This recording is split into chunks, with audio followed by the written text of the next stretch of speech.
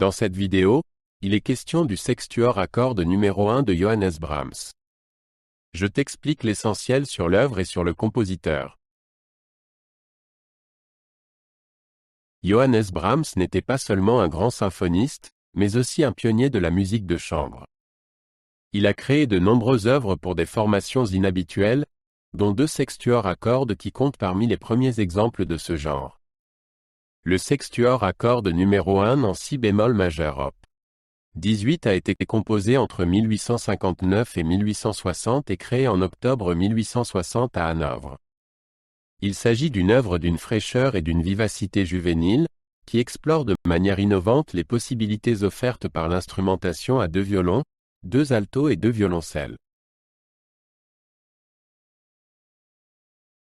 Le sextuor à cordes numéro 1 de Brahms est écrit dans la tonalité de si bémol majeur, traditionnellement associée à la chaleur, à la clarté et à la sérénité.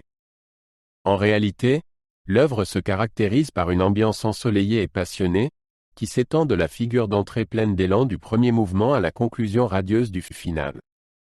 Le langage musical de Brahms est ici d'une chaleur et d'une intériorité qui rappellent les lieder et les romances du compositeur et crée une plénitude presque orchestrale.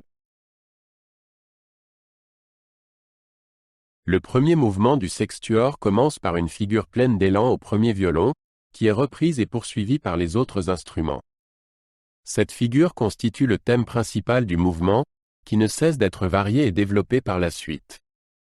Le développement du mouvement est particulièrement impressionnant, dans lequel Brahms traite le matériau thématique de manière artistique et l'élève à un point culminant éclatant.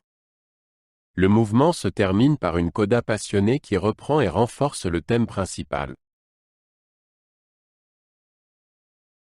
Le deuxième mouvement forme un contraste lyrique avec le mouvement initial plein d'élan. Il est dans la tonalité de Ré majeur et a le caractère d'un andante rêveur. Le thème principal est d'abord présenté par le premier alto, puis repris et développé par les autres instruments. Dans la partie centrale du mouvement, une mélodie langoureuse résonne au premier violon, accompagnée par les autres instruments. Le mouvement se termine par une coda paisible qui reprend et transfigure le thème principal.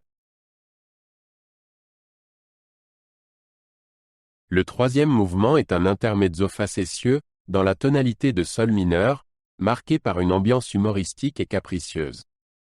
Le thème principal consiste en une figure sautillante au premier violon, commentée par les autres instruments avec des interjections amusantes. Dans le trio du mouvement, on entend une mélodie populaire dans les 2 violoncelles, accompagnée de sons pizzicato par les autres instruments.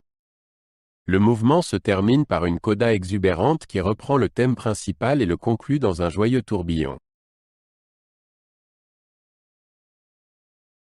Le quatrième et dernier mouvement du sextuor est un vaste final qui commence et se termine dans la tonalité de si bémol majeur. Le thème principal consiste en une mélodie orageuse au premier violon, accompagnée par les autres instruments.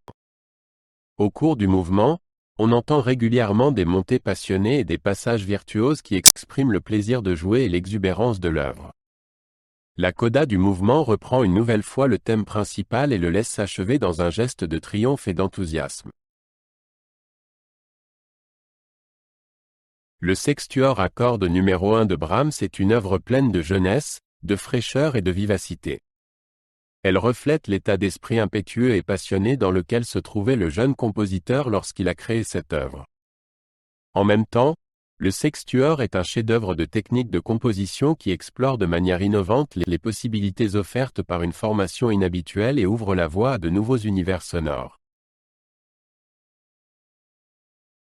Le sextuor à cordes numéro 1 de Brahms a été accueilli avec enthousiasme lors de sa création et est considéré aujourd'hui encore comme l'une des œuvres les plus importantes et les plus originales de la littérature de musique de chambre.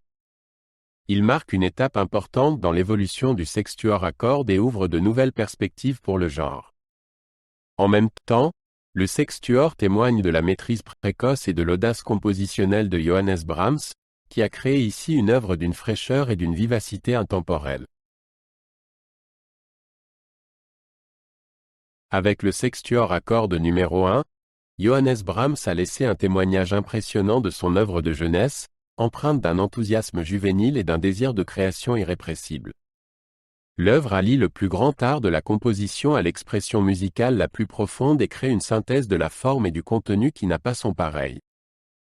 C'est un témoignage durable de l'un des plus grands compositeurs de tous les temps et un cadeau à l'humanité qui ne cesse de nous toucher, de nous enthousiasmer et de nous inspirer.